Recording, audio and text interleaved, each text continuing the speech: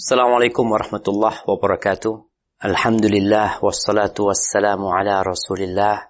Segala puji bagi Allah Jalla Jalaluh. Salawat dan salam semoga senantiasa tercurahkan untuk baginda Nabi kita Muhammad alaihi salatu wassalam. Amma ba'd, kaum muslimin yang semoga dirahmati oleh Allah Jalla Jalaluh. Kita masih berada di bab tentang berbakti kepada orang tua dan menyambung silaturahim. Bagaimana umat manusia yang mereka lahir dan hadir di muka bumi ini lewat rahim ibunya. Orang tuanya sebagai penyebab keberadaan dia. Kerabat dia, keluarga dia, mereka lah yang hidup bersama, yang saling mendukung. Sehingga mereka tumbuh besar menjadi sebuah masyarakat. Kalau sebelumnya kita mendengarkan ayat-ayat perintah untuk berbakti kepada orang tua yang berulang kali Allah Azza wa Jalla memerintahkan agar kita mengabdi kepada Allah, mengesahkan Allah, tidak melakukan kesyirikan dan berbuat bakti kepada orang tua. Lalu kita membaca beberapa hadis berkaitan dengan birrul walidain, di mana amalan yang paling mulia setelah sholat tepat waktu adalah berbakti kepada orang tua.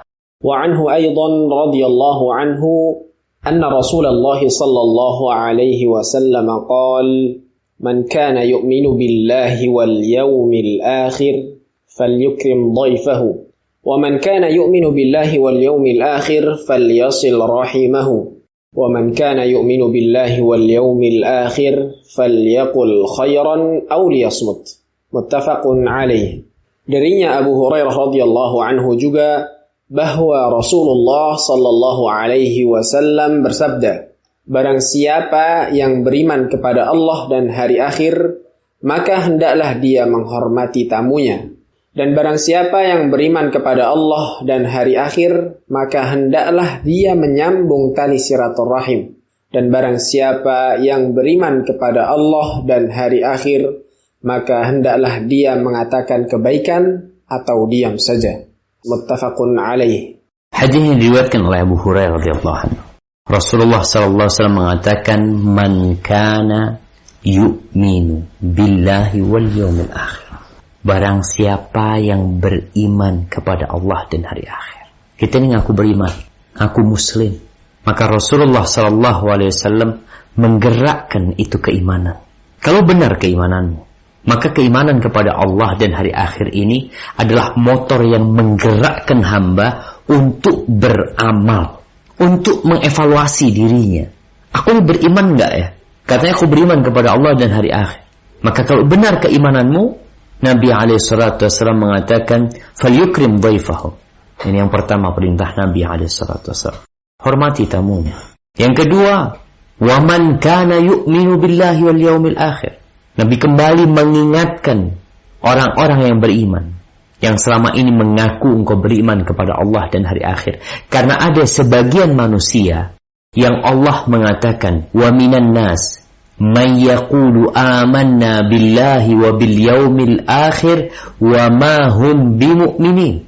Kata Allah, ada di antara manusia yang mengaku beriman kepada Allah dan hari akhir, wa ma hum bimu'minin. Kata Allah, mereka enggak beriman. Bohong mereka. Buktikan keimananmu dengan amal. Kalau engkau beriman kepada Allah dan hari akhir, falyasil rahimah. Ini yang berkaitan dengan pembahasan kita. Hendaklah dia menyambung rahimnya. Jadi kalau ada orang mengaku beriman kepada Allah dan hari akhir, tapi rahimnya tidak baik, hubungan dengan kerabatnya tidak indah, maka ada masalah dengan motor dia. Kadang-kadang kalau kita ngelihat ada mobil yang jalan berapa jauh, mogok harus didorong lagi. Kajian-kajian seperti ini seperti pendorong mobil tadi, supaya engkau jalan. Tapi kalau sekedar anak dorong, ada 10 orang yang mendorong, mobil ini jalan. Tapi tidak berapa lama dia berhenti lagi, perlu didorong lagi. Bagaimana supaya mobil ini nggak perlu didorong?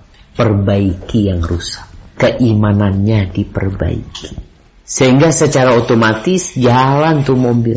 Namun kalau kita hanya memberikan arahan tentang keutamaan silaturahim, hukum silaturahim, tapi imannya masih belum sampai keyakinan kepada Allah Azza wa Jalla, belum yakin dengan hari akhir, maka ya sulit bagi dia untuk menyambung rahimnya. Mungkin sebulan sekali dia menyambung rahimnya, setelah itu putus, gak urusan. Nanti diingatkan lagi, baru ingat lagi.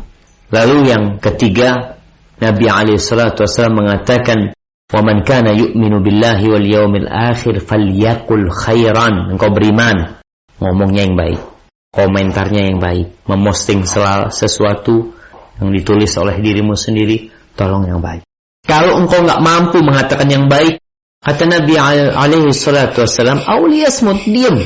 Diam itu keselamatan. Berapa banyak pertikaian terjadi, berapa banyak darah yang ditumpahkan gara-gara omongan. Oleh karena itu, Allah Azza wa Jalla memerintahkan kepada orang-orang beriman agar mereka mengucapkan yang terbaik. Kenapa? Mana bacakan firman Allah Subhanahu wa ta'ala di surat Al-Isra ayat 53. Allah Azza wa Jalla mengatakan, wa qul li'ibadi yaqulu allati hiya ahsan. Katakan kepada hamba-hambaku, engkau mengaku hamba Allah, katakan kepada mereka, hamba-hambaku, agar berucap dengan kata-kata yang terbaik, bukan yang baik saja. Kalau ada dua kata, yang satu baik, yang satu lebih baik, pilihlah yang lebih baik. Apa penyebabnya? Inna syaitan yanzaghu bainahum. Syaitan ini, dia itu ingin merusak hubungan di antara manusia. Maka dia berusaha untuk mencari-cari kesempatan kapan hubungan itu rusak. Salah satunya dengan lisan. Salah ngomong dikit, ribut. Ya, banyak terjadi seperti itu. Maka hendaklah mereka yaqulul lati hiya ahsan, karena untuk menutup pintu syaitan merusak hubungan kita. Inna syaitan kana lil insani aduwwan mubina. Syaitan itu musuh yang nyata buat manusia. Maka ketika hendak berbicara, kalau engkau beriman, hendaklah bicara yang baik atau diam. Khususnya bersama rahim kita, kerabat kita, keluarga kita. Jangan sampai tali silaturahim putus gara-gara engkau tidak menjaga lisan. Karena menjaga rahim, menjaga hubungan kekerabatan itu sebenarnya tidak sulit. Bahkan Nabi SAW memberikan arahan, bullu arhamakum walau bisalam. Basahi tali rahim kalian ini walaupun hanya sekedar say salam. Assalamualaikum, kif halak, gimana kabarnya. Jadi terkadang di grup keluarga biasa ada yang posting sesuatu, ada yang ngomong ini, ngomong itu. Tahu-tahu salah satu keluar dari grup. Ini kerabat, keluarga. Ada apa? Oh, karena fulan ngomong ini. Si fulan ternyata sensitif. Kita harus sadar, oh jangan ngomong masalah ini. Karena fulan, umpamanya di antara mereka ada yang gendut umpamanya. Orang gendut ini sensitif. Ketika keluarga ngobrol macam-macam ini itu, akhirnya fulan keluar dari grup. Pilihlah ucapan yang baik, agar jangan sampai rahim itu putus gara-gara nih. Subhanallah jemaah. 3 hadisnya kalau kita lihat, siapa sih yang biasa menjadi tamu kita, nginep di rumah kita? Kerabat kita.